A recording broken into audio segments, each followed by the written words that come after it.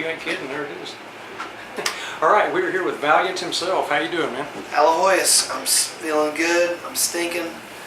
Like but, all of us out there. I'm stinking pretty bad because I rocked a show and we had about an extra 8 or 12 minutes today. I don't know, because like not only did we have a 30-minute set instead of 25, their other band like was way early finishing, so he said just I'll let you know how long you got. So we rocked an extra long set, and then I came out, I got myself a gigantic mango Rita thing, and I tanked it, and I sat at Merchant. It was so hot I literally passed out on this weird inflatable porpoise thing, and I was sweating so bad. I woke up, I was like, because the breeze came, and I was like, what? I didn't know where I was, and I was like, holy shit, man, like, I stink really bad. And then I was like, I gotta depress.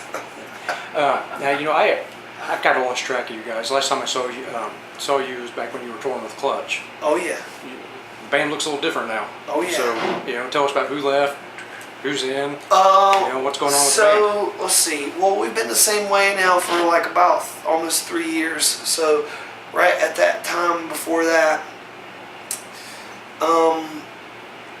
we had a thing where after literally, I guess it's been,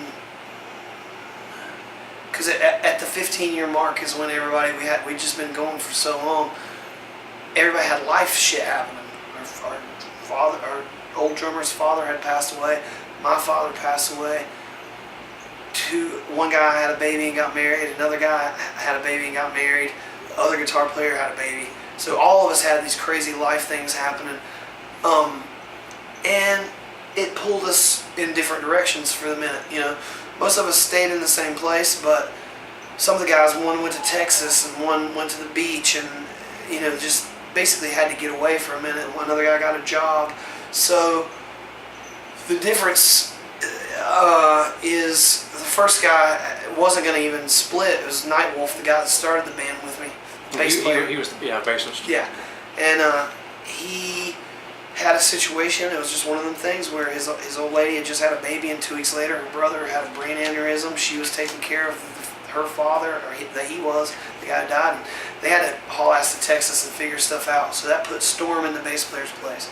Then our drummer got a real man's job that he couldn't turn down for at least a year. So he just said, hey, I'm doing this. Neither of them quit. They just had things they had to do. So we kind of, Valient Thorr, the long-time guitar player, and I just filled these other guys out. Storm, that was filling on bass, helped us find our drummer, Iggy. They had been friends playing forever and ever, and he's an old-school gospel drummer. And that's why they're so tight. It sure is. You know, it's got like a lot of soul now. It brought the soul back, because no matter who we've had in that guitar position, the second guitar position, over the years it's changed to be more rock and roll or more metal or more punk, and now it's back to, I'd say it went from being more punk to this last record was more rock and roll, more like soulful in the original way that we wanted it to be, where it was like James Brown fronting the MC5, you know, or Thin Lizzy or something soulful, and that's, you know, that's where we're at. That's, you know, the band's still long-term guys, and nobody's out. Like, we'll go through Texas, and then Nightwolf will hop up there with us. Nice. Actually, I think he's moving back to where we are, and so nobody's out. They get up and jam sometimes when we're in. Actually, Iggy broke his Achilles tendon, and Lucian came back and played drums for a little bit while he was healing up. So it's a nice thing that we built a family rather than like, fuck you, man, you're out of here forever. Like, it's like one of those things where no matter if somebody else has got something going on and we still are going and we got a message and things are happening, we'll put it back together. The ball will keep rolling. All right. So what inspires you to keep going? Socio-politics. I mean, not just politics, not just I hate Donald Trump and stuff like that, but real, like, the things that make a difference in our own community, local politics, or the way that big politics or big government or whatever, or religion in politics, or people wanting to bring religion into politics, how it makes them treat each other. really it's about, when I say sociopolitics, I mean the way people treat each other. And that has always kept us inspired. That's what's always inspired the band, whether it's, it's hard to be like, hey, we're just some white dudes. Now we're not just a bunch of white dudes. Now it's a whole different spectrum. But, it's harder to go, hey, we're just white dudes in the middle of all of it. So we're from another planet and we're viewing it from afar and trying to comment on it. But now it's like, there's a lot of people oppressed. It's not just people of color. It's not just women. It's not just minorities. It's not just, LGBT, factions. It's not just teachers. It's not just children. It's not just Muslims. It's all across the board. People, they're racists and people who would categorize you and separate us rather than bring us together have been emboldened, and they feel like they can say what they want, whatever you call this fucking alt-right, these dickheads that think that for some reason the color of their skin makes them better than other people. It's bullshit, man. I keep saying, no matter all these interviews, I try to break out of what I've always said, and what I've always said is it holds true, but I used to take it in a fact where you can talk about all this stuff in the same way that you talk about music, like music or art or poetry or used car salesman or whatever. You can all look at things the way, there's a couple different ways to look at it, and it's where you find significance. It's how we all figure out how we're going to go about business. It's not about where you're from, it's about where you are. So where we are is in a fucked up situation, so we use our music to try to climb out of it with that. And I used to be like, fuck this band, I don't like this band, or this is bullshit. But as long as they're doing something good for other people, it doesn't matter what I think. They're doing good. They've got something right. They're helping people in some other way. So it doesn't matter if I don't like it or not. I like the fact that they're helping other people. And I can also learn from them. That's how we get better as musicians or whatever we do. Learn from people all the time. I had mentors who told me that even the best professors or teachers can learn just as much from the students if they pay attention long enough. And I think that talks about how we get better in our career. Maybe we didn't know shit when we started out, but we're open to learning, and we try to add that into the mix each time we make a new record or whatever we do. But as far as like being inspired, there's so much heavy shit going on. If you just try to like enact one change a day, if you make somebody smile during the day, then I think you've done some kind of good, because you could also make people frown during the day, and they're going to in turn snowball that, and if somebody cuts you off in traffic, you're like, fuck, man, what is this shit? And then, you might be a dick to your secretary or whatever during the day. But if somebody holds the door for you in the gas station, you're like, thank you, sir. And then you try to, it's like ingrained in us. And I say that because a guy with a smarter brain than me one time beat me over the head with this theory that everything is viewed in two ways. Everything. Not just music or art or whatever. But there's people who believe that things are the way they are because of some autonomous, universal, or transcendent thing. We are who we are because God said so, or because our skin's white, we get to do this, or some bullshit like that. Or there's the people who know that that's all just crazy. I mean, you can wrap it into this one, but the way that I see things and the way that I think the world works is that we are a product of our habits, beliefs, and desires. Everything that we see, everything we do, every choice we make is what's come before us. How we were raised, what we've witnessed, how people have treated us, and the reaction we felt to that. It's what makes us, all the things we've seen makes us go, okay, I like that because I've witnessed that, and then we build upon that. Our own personal histories. That's why history is important, not just political history or music history or art history, but our own history. Each of our own histories is very important, because that's how we're going to learn and keep getting better at whatever it is we do. Sorry, I'm rambling. Oh, you're fine. Not drunk enough to try to knock Total hold sense, man. Not I totally totally relate to what you're saying. Okay. Completely. So let's go back, way back. So what song from your childhood put you on this path? Well, I thought about it a lot when my old man passed away, because I used to do a podcast about music that I think people should hear that they haven't heard before. When he died, I did one about all the music that we listened to together, making mixtapes for each other and playing records and like taping them on cassette and everything. I think wrestling has always been a part of my life as well. And I think growing up near Charlotte, North Carolina, the NWA was there, and that was like, all these big superstar wrestlers before. Flair and Luger. Flair. Oh yeah. Ric Flair, the Four Horsemen, Arn Anderson. You did have Luger after a while. You had Rock and Roll Express, Magnum TA, Tully Blanchard. That's back in Ole Anderson's day too. Yeah, Ole Anderson. Okay. I mean, I'm talking. So there was a match that I remember very vividly, to where my dad's like, "Let's watch." Cartoons went off, wrestling comes on. Probably paid attention. Probably saw it before I remember, but the one that I remember was a match between the Boogie Woogie Man, Jimmy Valiant, who came out to Manhattan Transfers. Ooh ah, come on, kitty. Talk about the boys from New York City. It's the way he walks, and the way he talks. And so he came out to that, and his opponent was, there were two brothers. There was Ronnie Garvin and Jimmy Garvin. Gorgeous Jimmy Garvin, who had this big hair, and he'd come out spraying it. He was like, "I'm so beautiful, I don't even know how I can stand it." But he would come out with his valet, this girl Precious, and he would come out to "Every girl's crazy about a sharp-dressed man," ZZ Top. So when I saw these dudes come out to this music, I was like, this is me, this is it.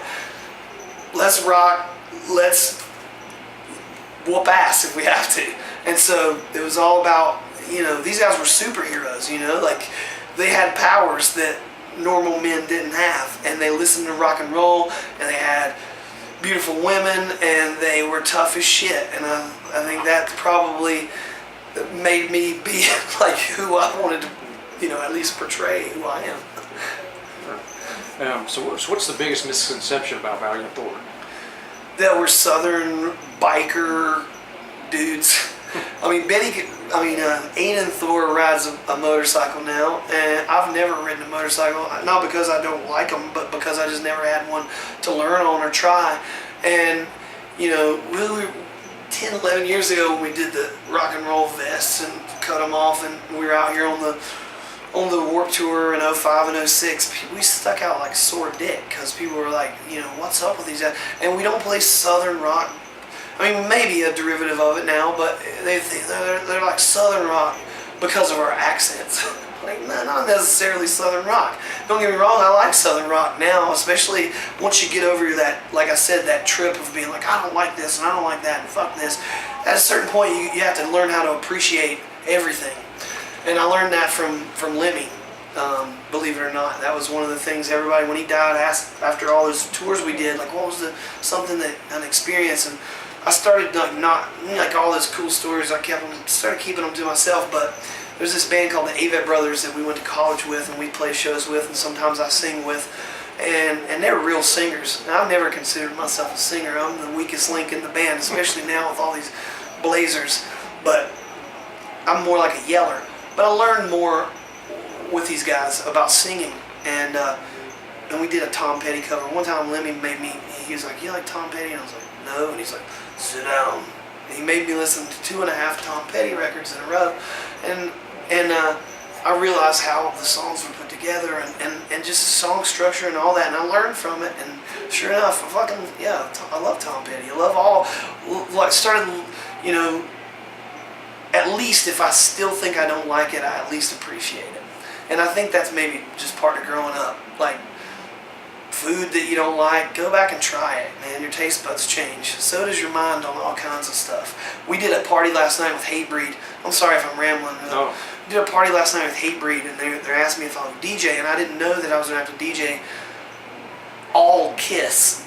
It was rad, but the whole thing was Kiss, so it wasn't like I was DJing, I was playing Kiss, but it still was a thing. I made it a thing. Like, I went from I played deep cuts, I went in hard, and this girl from Women Women was like, "I thought I didn't like Kiss," and I was like, "No, that's just one of those things, like I bet you 85% of these kids out here, or 90%, think they don't like the Grateful Dead, but somebody will come up to them someday and be like, No, I mean, I'll make you a fucking mix of fucking Grateful Dead songs that'll make you a fan, and they'll be like, bullshit, and then they'll do it, and then they'll prove it, and they'll go, oh yeah, you're right, Grateful Dead fucking rule. So it's just about perception and about learning and listening and realizing that everything that those quick decisions we make every day are not necessarily how we actually feel once we, I'm bad about that. That's like a fault I have. I'll make a quick decision and roll with it just because sometimes I think it's good to stick to your gut, but I'm not always right. I'm infallible just like everybody else. Now, with rock radio, what it is or isn't today, I mean, you're not a band that, around, especially around here, that, we hear on the radio. So with that being said, how do you guys go about marketing yourselves to build a fan base? Who knows? I mean, we use social media on everything that everybody else does, but it would help if we had a label that actually gave a shit about us. Our fucking label is garbage. I don't mind saying it. I thought they were going to help us out. I thought they might rectify it after, we signed to Napalm Records last year, and we were really excited because everybody in Europe talks about how good they are. Then I started hearing like, no, they aren't very good. They shitted on a couple bands that we're friends with, and I don't want to speak for those bands, but I'll speak for myself and say that they didn't take out one fucking ad for us. They broke all of our contract negotiations. They didn't give us any tour support whatsoever, and whenever they had a list in there like get a support tour with one of these bands, like suggested all these bands, and we'll give you some support. So when we're over there, when the record comes out, I think the first day it didn't sell. Like if it had sold 10,000 or 15,000 records that day, they would have been excited. But I think it's a tax write-off scam or some bullshit because, they didn't do a thing for us after that first day the record came out. They didn't talk to us. No, they got like a thing where it's like, hey, here's a money man and here's a businessman, and you don't talk to those guys. They don't call you. They don't talk to you. They have representatives that talk through everybody. You don't meet them, you don't know them, you just know their names. You don't get their phone numbers, their email. They just send it down from on high. No, never more than a yes or no. It's fucking bullshit. It's like out of a fucking movie. And so the first name on the list was, hey, if you get a tour with Clutch, we will hook you up, Clutch asks us to go out in December, full, sold out, completely all over Europe. And I'm talking Clutch, since we toured with them at last in 2011, have gotten huge. And we were doing 2,500 to 3,000 cap places that were sold out all over Europe. They didn't give us one fucking glance. I'm talking about our label. And I thought, well, I'm not going to talk shit on them. I'm not going to say anything about it in the press or on our thing because I'll just seem like I'm whining. And we got the Warped Tour coming up now. We had negotiated that. I was like, yeah, maybe they'll do something. Not a fucking thing, man. They don't care. We had to fucking freak out just to get them to send us any records out here. And we owe for all those. They don't care. They don't give a shit about us. So, no, I won't be doing anything else with them. And hopefully next time we fucking make a decision and it'll help us out. And maybe we'll get a better label. And maybe somebody will see that we work hard and don't stop and make things happen even when we don't have their, it wasn't like we were not going to do anything. Obviously, we still do the same shit that we always do. But, it's not for me to say whether we're any better than anybody else. I just think that we work hard, and if somebody who is a good label would notice that, it sure would help us out. Because we're fucking falling apart at the seams because of this shit, man. It's trying on you, But you just keep rolling with the punches. That's all you can do. Yeah. And that life's like a roller coaster, so it'll come back up. Yeah. Now, do you think a tour like this was, I know Warp's gotten more into the hard rock and metal genres, but it's still pretty broad. So do you think, some of the people here that maybe wouldn't have given Valient Thorr time of day, they get here and they see you and like, that's all right. Well, we win them across if we can. There's a lot of eye candy out here, though, so it's hard to win them, especially when they put your shit, every day you get your shit put at the top of a mountain where nobody can find it. You don't even have, the label didn't even get us a tent, they had to spend like $2,000 to get a tent that's got our name on it. And if you're buying everything else, paying for your transportation and all this stuff, it's like you don't got bread to spread around like that forever. So, we don't even have a tent that has our name on it. We got our shit plastered all over it so you can find us. But it's tough. And we do win people over. But we have older night crowd, bar drinking crowd, but it is nice to, that's the whole point of this tour, is to pick up some of those young kids so that they'll become fans and they'll stick with you. There's guys out here who are like, my dad brought me to see you 11 years ago, 12 years ago, here I am back. Some of them are like, here's my kid, you know, like, it's nuts, man, it's beautiful. But all you can do is just rock as hard as you can. Wear yourself out trying to like get them to come over and see you. Try to engage every single person, look into their eyes, and see what you can accomplish. Yeah. Now, you know, something I noticed I haven't noticed anywhere else out here today, but when you guys were playing, Barbed Wire Dolls were on stage, and they were actually, you know, digging what you were doing. And I'm not seeing any other band come out and actually appreciate what, you know, a band next to them was doing. So, you know, so that kind of says something. Well, there's a joke, and it's been a thing about us since since 05 when we did a Warped Tour. We're what you call a band's band. The kids might not know who the fuck we are, but we're all the band's favorite band. I mean, and I'm not trying to blow smoke up my own ass. They just, you know, if you're good, and I'll take myself out of the equation. I'm not part of it. I might be able to like get people and get them to pay attention, but I'm getting them to pay attention to the dudes behind me who are fucking killing it. They're a good band, and they're fun to watch. So that doesn't surprise me at all that the bands come on the stage and watch us. By the end of the tour, it'll be all bands watching us from the stage, probably more on the stage than in front of us. But that's how it goes. And it doesn't happen for everybody. I mean, I try to start this thing called a stage party, because if you play last out here and kids are all worn out and they fucking split, we try to do a stage party on our stage at the end of the day for the last band. If you're going to have a barbecue at the end of the night anyway, why not start it on the stage? Bring a couple beers or a drink or a joint or one hitter or whatever, and come over there and like, if there's nobody out there watching, at least you can look around and see your buddies on stage making you feel good. So that's what we try to do for each other. All right. Well, I know, gosh, we take up quite a bit of your time. That's okay, man. I'm gonna have to go get a shower and I'll be done for the day anyway. So, any final thoughts, man? I think that's it, man. I got final thoughts, but I don't want to use them for a long, long time. All right. Well, Valiant, we appreciate it, man. Yeah, man. Thank you, guys. Yeah.